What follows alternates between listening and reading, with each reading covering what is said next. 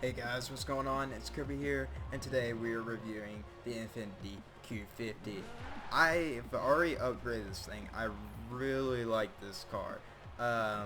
If you guys don't know, I'm a big Nissan fanboy, so obviously that means I'm a fan of all their other companies like Infinity, Renault, all that.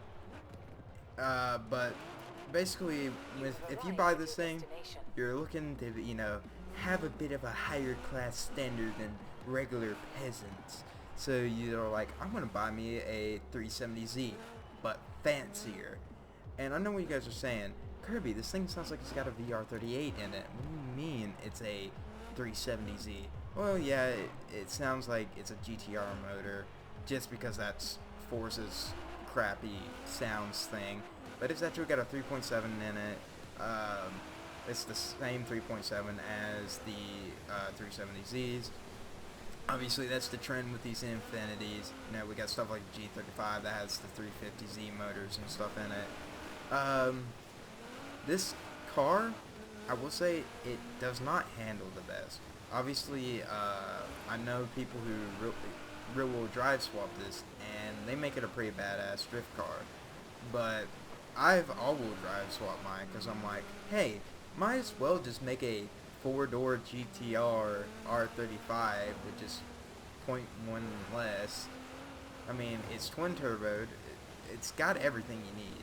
Obviously, it's not stock twin turboed. If it was, holy crap, these things are cheap in real life if they're stock twin turboed. Obviously, you can buy these about everywhere in real life. Obviously, with newer ones, you have like a 2.0 4-cylinder in it that's turboed. But frankly, if you're going to go for any model, I wouldn't say this one. Because this one's the EAU Rogue.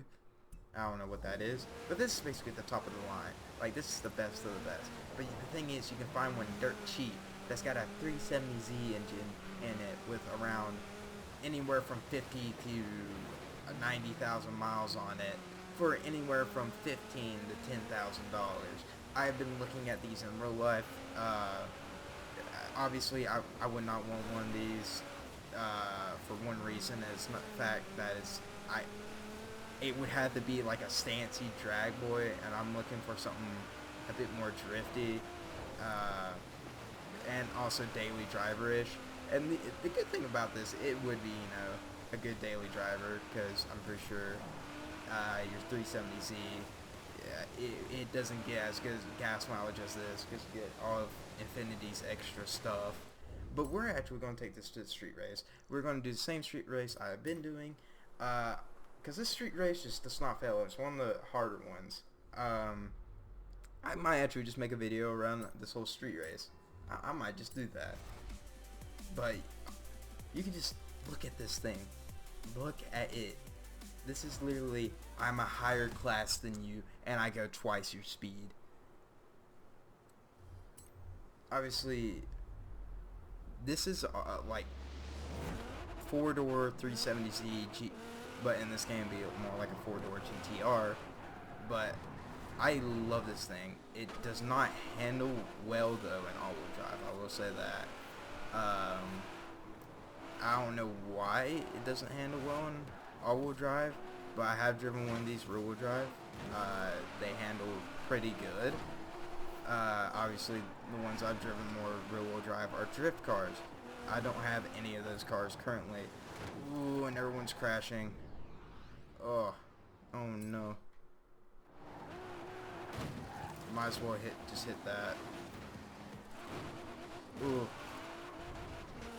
That was just not good. Ooh, I wiped my nose. I had to itch my nose, and I hit the wall. No. I mean, what? You're kidding me. All those poles are indestructible except for the...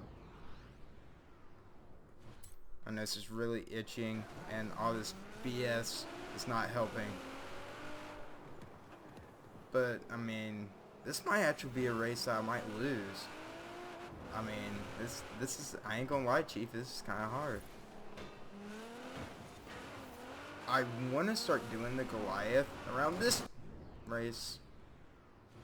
instead of this race, but I mean, this race has just got plenty of turns and stuff and plenty of straights. That's why I prefer it over many other races. Ooh, this thing at this high speed going through the lights, turning sucks. Actually, let's just stop it right here. Just look at that. That just looks so badass. Alright, let's see if I can... Yeah, we're going to have to go back further. Like, this thing looks so cool. Like, it's hard to hate on this car. It's hard to hate on a lot of Infinities. I'm sad that Infinities have the bad rep they do, you know, for, you know, high schoolers' first car that's also luxurious. It sucks, because they're actually good performance cars. Obviously, none of the people I know at my high school drives one of these, or any Infinity, matter of fact. We actually do not have that, but I obviously, you know, people who drive 370s, 350s, and I'm guessing they're, since it's just a four-door version of those, they're exactly the same. And they love these, and they love their 370Z and 350Z. And holy crap, this thing's handling sucks. You know how bad it sucks? It's sucking so bad that I'm literally, like, moving my body, like, trying to make my car turn better by moving my controller. Like, I've never had this much issue before. I'm literally sliding and stuff. I mean, I guess that's what I get for... I'm pretty sure I have drag slicks on this too. So... that might be my fault. Ooh, can I get it? Last clutch? Nah. I lost it, boys. Oh, we don't have drag tires on it.